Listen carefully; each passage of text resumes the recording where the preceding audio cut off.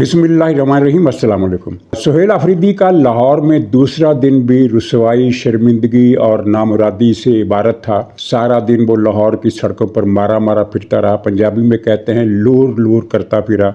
लेकिन किसी जगह अवाम तो दूर की बात, किसी शख्स ने भी दूसरी नज़र डालना मुनासिब ना समझा कि ये कारों में VIP काफ़िला किसका जा रहा है और सुहेल अफरीदी का। और सबसे ज़्यादा जो शर्मिंदगी का मुकाम था लिबर्टी चौक के बाद, वो था ज़मान पार्क। वहाँ क्या हुआ उसकी बात भी करते हैं। फिर PTI ने गंदी और गलीज़ ज़बान इस्तेमाल करने का दिफा किया है और फिर साथ ही ये फरियाद की है कि देखें, बिलावल साहब जब लाहौर आए थे तो उनको तो इशाइया दिया गया था या पता नहीं दावत दी गई थी और सुहेल अफरीदी से ये सलूक किया गया। इस बहस का भी हम जिक्र करेंगे। और लाड़काना में बेनज़ीर भुट्टो शहीद की बरसी पर सदर जरदारी ने खिताब किया है। उस खिताब में एक तो खैर अहम बात ये निकलती है कि हुक्मरान इत्तेहाद में सब अच्छा है, सब ठीक ठाक है। लेकिन दूसरी दिलचस्प बात थी वो ये थी कि इस जरदारी साहब ने इमरान खान को शानदार अल्फाज में खराज तहसीन पेश किया है। ये खराज तहसीन भी आपकी खिदमत में रखना है और फिर ये सवाल भी करना है कि इमरान खान की दीगर सिफ़ात आलिया का तो बहुत ज़िक्र होता है, लेकिन जिस शोबे में सदर जरदारी ने खराज तहसीन पेश किया है उसका ज़िक्र बहुत कम क्यों होता है। तो नाज़रीन, आगाज़ करते हैं सुहेल अफरीदी के दौरे से। दूसरे दिन इन्होंने, बल्कि दूसरे दिन से पहले लिबर्टी चौक का फंक्शन जो नाकाम हुआ उसकी वदात तो खैर क्या अर्ज़ करनी, लेकिन उसमें एक हिस्सा ये था कि जब इन्होंने देखा कि लिबर्टी चौक में कोई नहीं आ रहा, लोगों के आने के कोई आसार नहीं है, तो फिर PTI की पूरी सोशल मीडिया टीम जुट गई इस एक बात पर कि देखे जी, हुकूमत ने लिबर्टी चौक को, लिबर्टी मार्केट को 7 बजे ही बंद करने का हुक्म दे दिया है। हालांकि ये लिबर्टी मार्केट तो रात 9-10 बजे तक खुली रहती है। ये बंद करने की वजह यह है कि लोग जमा ना हो सके, यानी उल्टी तरफ से आए। हकीकत में लिबर्टी चौक को बंद करने का ना तो किसी ने आर्डर दिया और ना ही लिबर्टी मार्केट, वो पूरा इलाका रात अपने वक्त से पहले बंद हुआ। वो बिल्कुल अपने टाइम तक चला। कोई उसमें किसी दुकानदार को, किसी मार्केट को, किसी ब्लॉक को दुकानें बंद करने की कोई हिदायत नहीं की गई। और दूसरा झूठ ये बोला गया कि लोगों को शिरकत से रोकने के लिए चारों तरफ से सड़कें ब्लॉक कर दी गई थी। ये भी बहुत बड़ा झूठ था। ट्रैफिक के लिए ज़रूर बंद किया था क्योंकि लिबर्टी में पुलिस का ख्याल था, गवर्नमेंट का ख्याल था कि कुछ 100 लोग, चंद 100 लोग या 1000-2000 लोग भी जमा हो सकते हैं, तो इस सूरत में कोई गड़बड़ ना हो जाए। उन्होंने सड़कों को गाड़ियों के लिए बंद किया, यानी गाड़ियों की आमदो रफ्त रुकी रही, लेकिन पैदल चलने वाले आते भी रहे, जाते भी रहे। अब ये PTI की किस्मत के पैदल चलने वाला कोई उधर नहीं आया। और लतीफ़ा वही हुआ कि वो हजूम जो सुहेल अफरीदी पेशावर से लेकर चला था, और हर जगह पर मैंने कल बताया था कि वो हर जगह पर जहाँ भी स्टॉप ओवर होता तो वो लोग अपनी गाड़ियों से उतरते पेशावर वाले और इस सुहेल अफरीदी पर फूल निछावर करते, ताकि वीडियो ये बने कि सुहेल अफरीदी जहाँ भी पहुँचा वहाँ लोग फूल लेकर निकला और उन्होंने फूल निछावर किए। ये सारे फूल पेशावर से आए थे और सारे फूल निछावर करने वाले भी पेशावर से आए थे। और ये लोग जो पेशावर से आए थे, जिनकी तादाद 150 के करीब बनती है, लिबर्टी में शुरू से लेकर आखिर तक यही मौजूद रहे। लाहौर वालों ने, गुलबर्ग वालों ने, लिबर्टी वालों ने आने की जहमत नहीं की। PTI इस हकीकत को समझ चुकी है लेकिन वो मानती नहीं है और उसका शोर बदस्तूर जारी है कि सुहेल अफरीदी ने लाहौर फतह कर लिया। आधा पंजाब निकल आया सड़कों पर, पूरा पंजाब सड़कों पर निकल आया, पूरे पाकिस्तान को हिला दिया।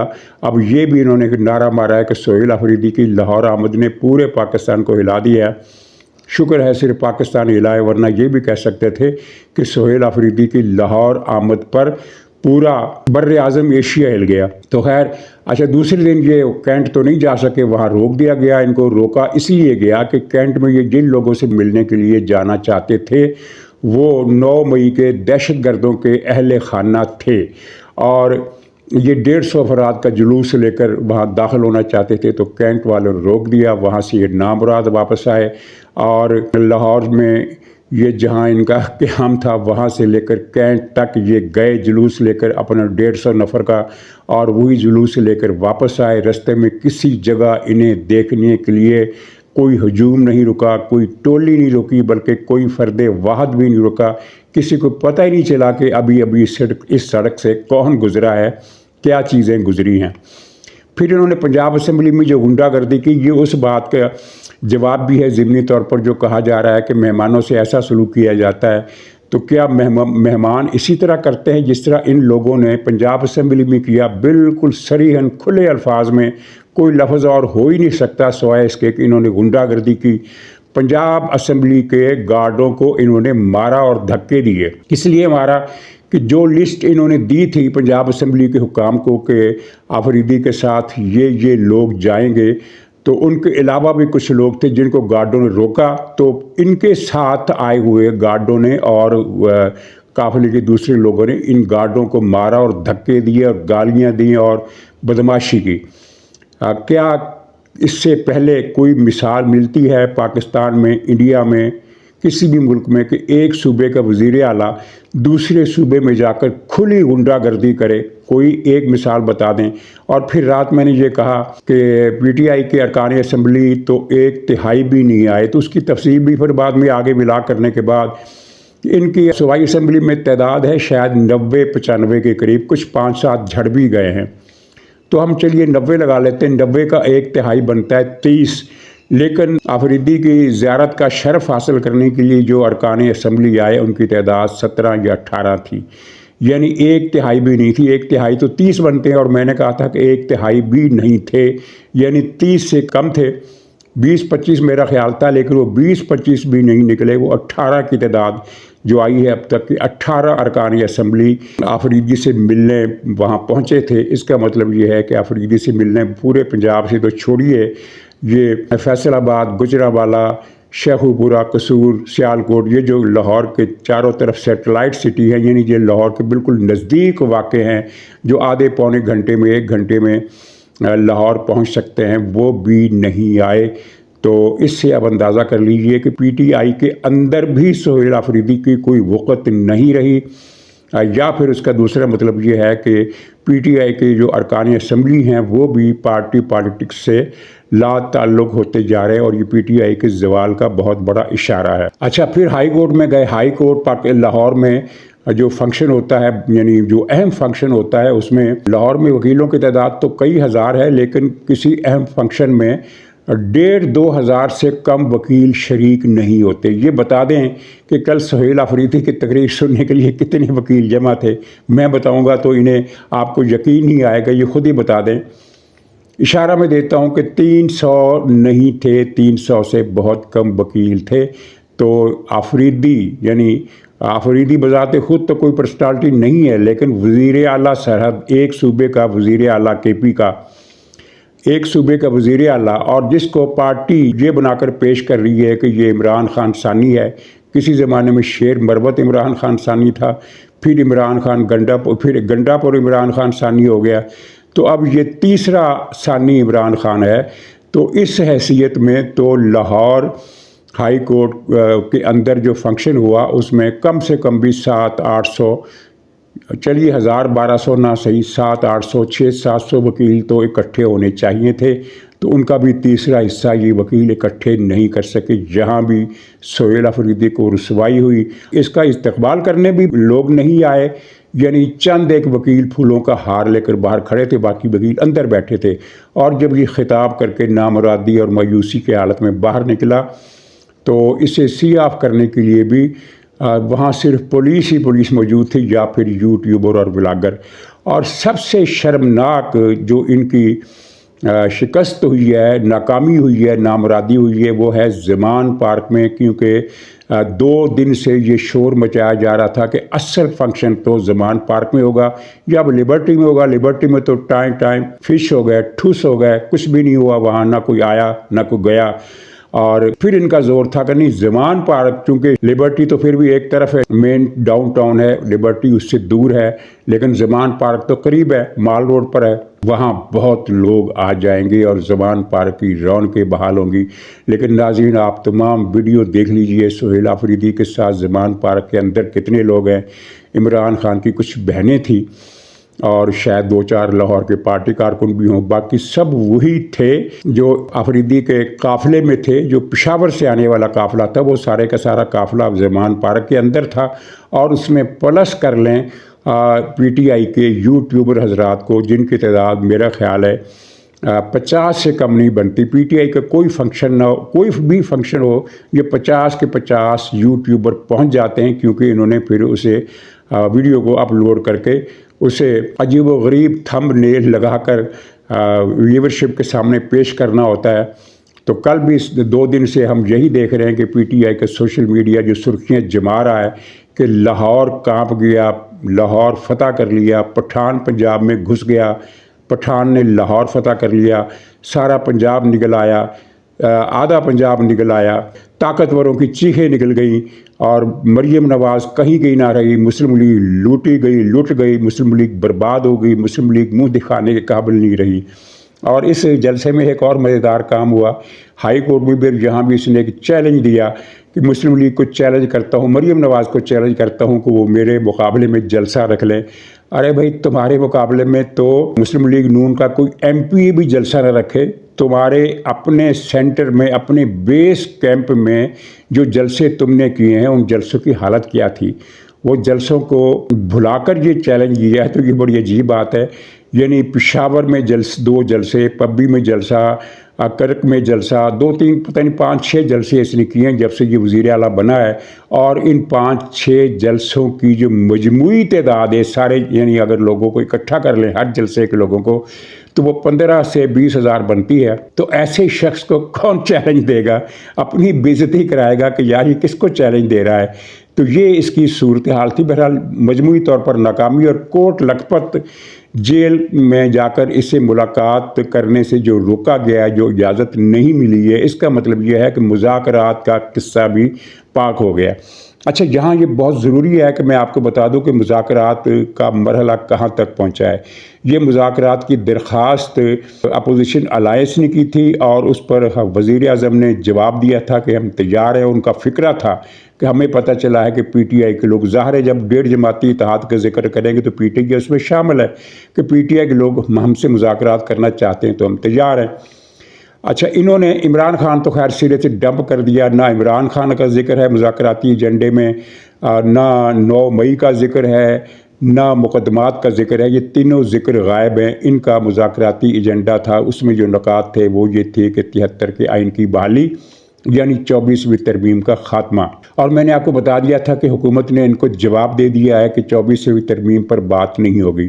اس کے علاوہ حکومت نے یہ بھی کہا ہے کہ الیکشن کے حوالے سے بھی کوئی بات نہیں ہوگی کہ یہ اس میں دھاندلی ہوئی، اس میں یہ کیا جائے وہ کیا جائے، اس پر بات نہیں ہوگی۔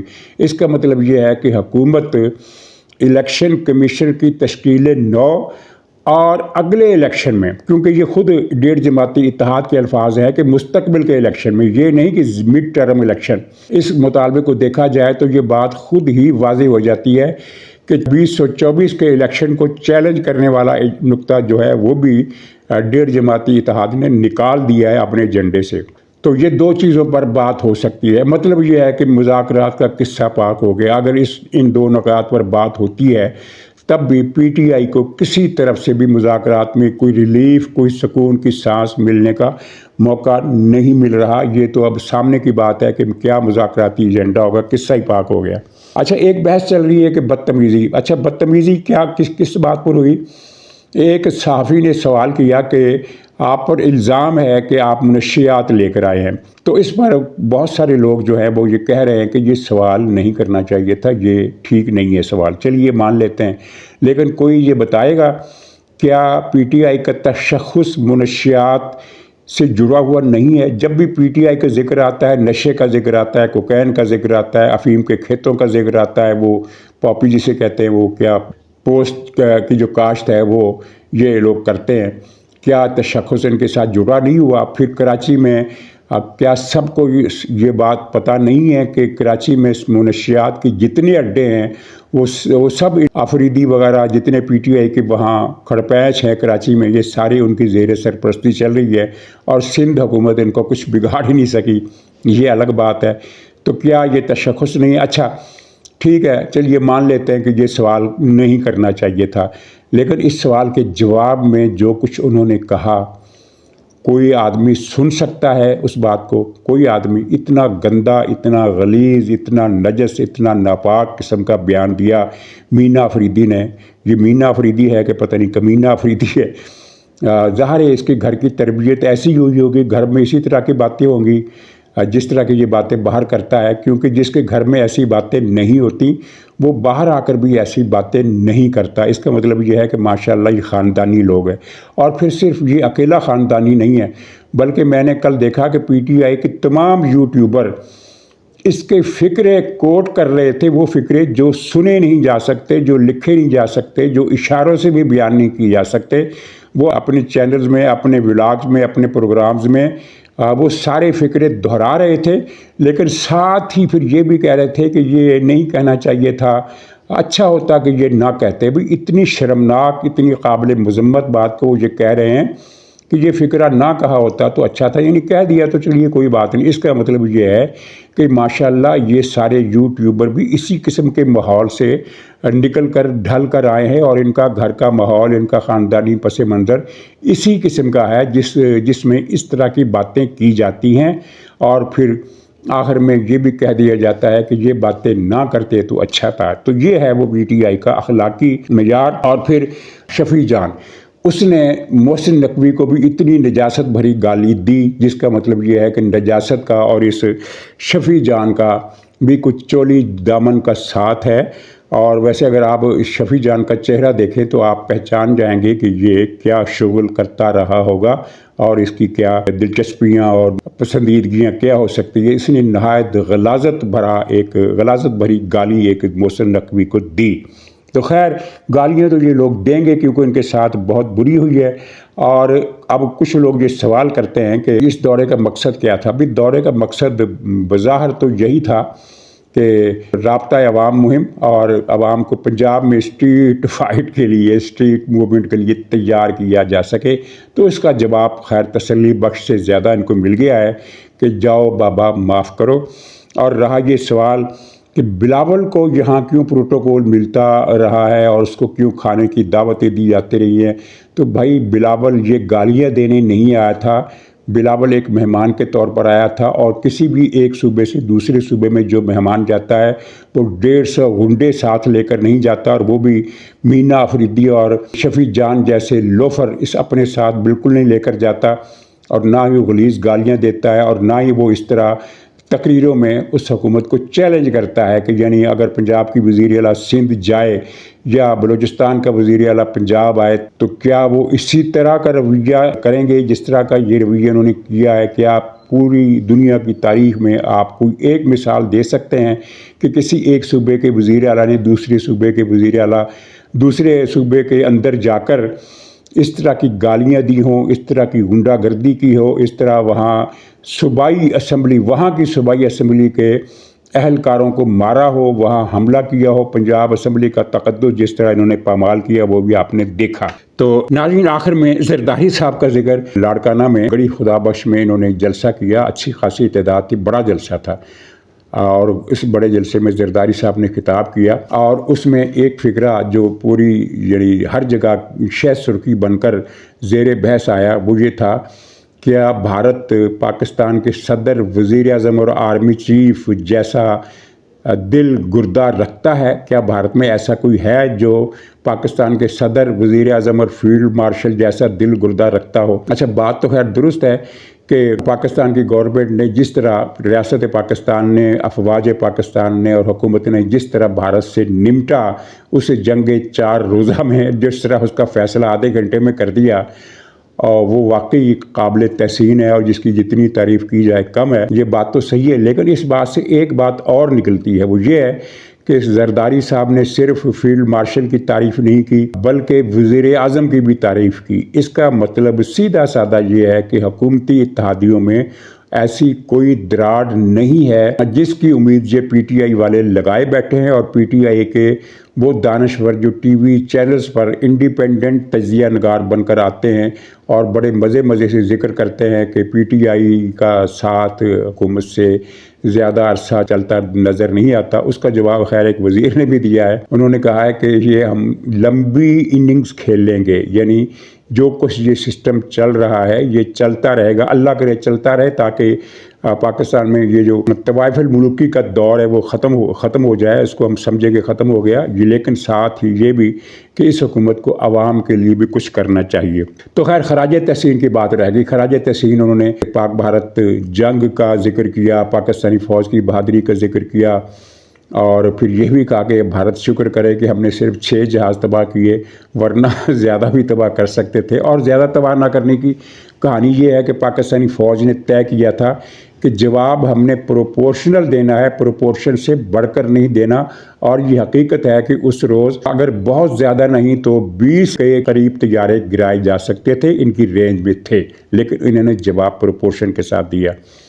اور پھر کہا کہ پاکستان کی خارجہ پالیسی میں کامیابیوں کا ذکر کیا جس کو دنیا مان رہی ہے، امریکہ کے اخبار مان رہے ہیں، خود ہندو اخبار انڈیا کا سب سے بڑا اخبار ہے۔ کچھ لوگ کہتے ہیں کہ انڈین ایکسپریس سب سے بڑا ہے، کچھ لوگ کہتے ہیں کہ ہندو سب سے بڑا ہے، دونوں کی برابر کی ٹکر ہے۔ تو ہندو اخبار نے یہ لکھا ہے کہ بھارت کے لیے یہ نامرادیوں کا سال تھا، اور پاکستان کی حکومت اور قیادت زیادہ چابک دست اور پھرتیلی نکلی۔ ہر جگہ اعتراف ہو رہا ہے، تو خارجہ پالیسی کی کامیابیوں کا بھی ذکر کیا، اور پھر کہا کہ پورے 4 سال ایک بے وقوف شخص پاکستان کو ساری دنیا سے دور کر گیا۔ یہ عمران خان کی پالیسیوں پر خراج تحسین تھا کہ عمران خان نے دنیا کے ہر ملک کو پاکستان کا دشمن بنا دیا تھا۔ بھارت تو پہلے ہی تھا، ترکی بھی ہم سے دور ہو گیا، سعودی عرب بھی ہم سے دور ہو گیا، اور چین بھی ہم سے دور ہو گیا، امریکہ بھی ہم سے دور ہو گیا۔ یہ عمران خان کے گدھا پن کو زرداری صاحب کا زبردست خراج تحسین تھا۔ آپ کو بھی پسند آیا ہوگا میرا خیال ہے۔ تو ناظرین اجازت دیجیے، انشاءاللہ اگلے ولاگ میں پھر ملاقات ہوگی، تب تک کے لیے خدا حافظ۔